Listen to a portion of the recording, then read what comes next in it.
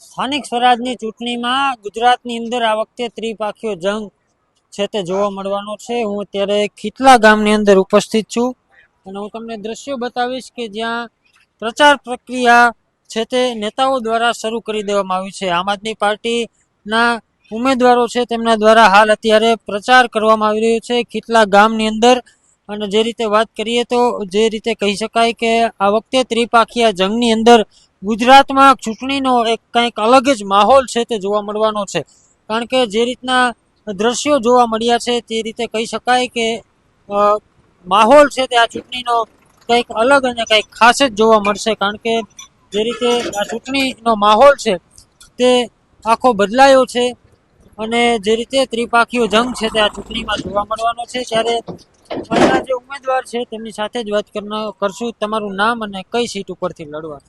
મારું નામ હરેશભાઈ વાટોકિયા, સાયલા તાલુકાની નાગડકા જિલ્લા પંચાયતનો ઉમેદવાર છું અને ત્યાંથી મેં ઉમેદવારી નોંધાવી છે નાગડકા જિલ્લા પંચાયત।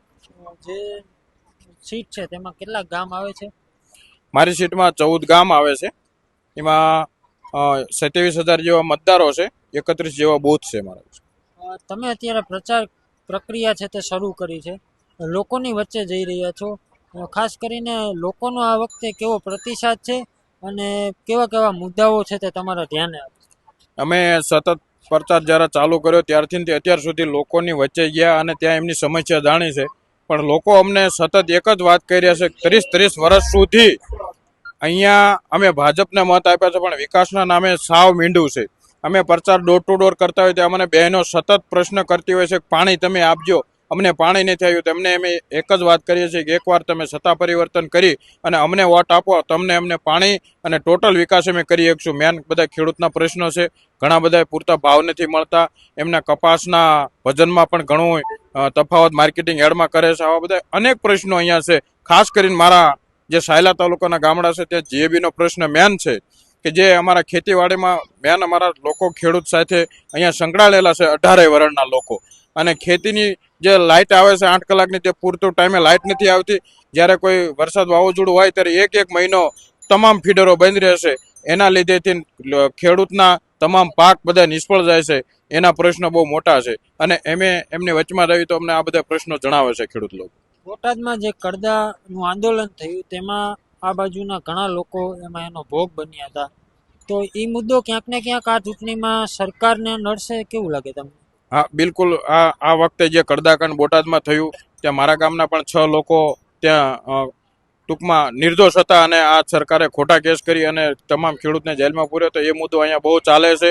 અત્યારે આપ ત્રિપાંખ્યો જંગ કહો છો પણ ક્યાંય છે નહીં। આમ આદમી પાર્ટીનો અત્યારે અમારા વિસ્તારમાં સાયલા તાલુકાનો માહોલ છે અને અમને પણ એવું લાગે છે કે આ વખતે અહીંયાના લોકો ખેડૂતો બધા સત્તા પરિવર્તન કરશે। જે રીતે વાત કરીએ તો જે ઉમેદવારી ફોર્મ ખેંચાવવાની તારીખ હતી એ તારીખની અગાઉ કેટલાક વિપક્ષના જે ઉમેદવારો છે તેમને એવા આક્ષેપો કરી રહ્યા છે કે ધમકીભર્યા ફોન સરકાર દ્વારા કરવામાં આવ્યા હતા। સુરેન્દ્રનગર તાલુકામાં તમારી પાર્ટીમાંથી કોઈ ઉમેદવારોને આવા ફોન કે આવેલા છે કે તમારી પાર્ટીમાંથી કોઈ એવી અજ્ઞાત સ્થળે ઉમેદવારોને લઈ જવામાં આવ્યા હતા?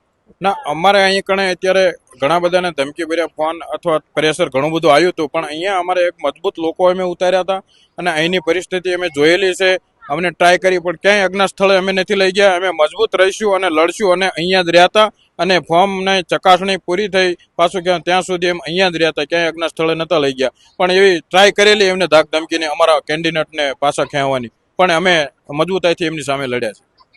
લોકો તમારી ઉપર પસંદગીનો કળશ આ વખતે ઢોળશે, તો તમે એવા કયા કયા કામો છે તમારી સીટની અંદર કે જે તમે પૂરા કરશો?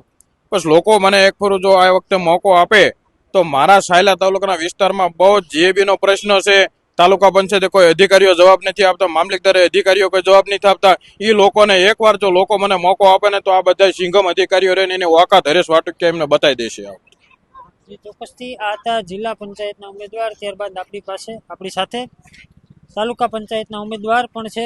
તમારું નામ શું છે? અને મારું નામ અશોકભાઈ રૂખડભાઈ રંગપરા, એમએસસી ખીટલા સીટ જ ત્યાં।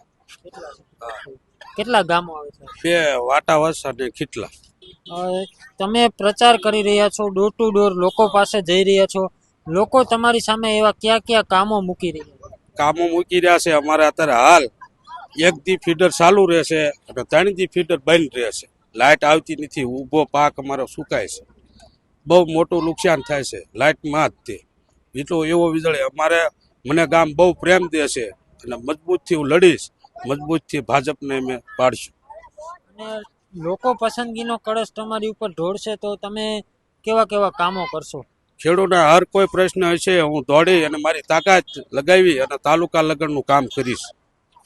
ચોક્કસથી આ હતા જે રીતે અહીં સાયલા તાલુકાની જે જિલ્લા પંચાયત અને તાલુકા પંચાયતની જે સીટ છે તેમના ઉમેદવારો તેમના દ્વારા ચોક્કસપણે જણાવવામાં આવ્યું છે કે આ વખતે લોકો તેના પર ભરોસો રાખી રહ્યા છે, તો તે પણ લોકોના ભરોસાને એક અતૂટ વિશ્વાસ આપશે અને લોકોના કામ છે તે પૂરા કરશે.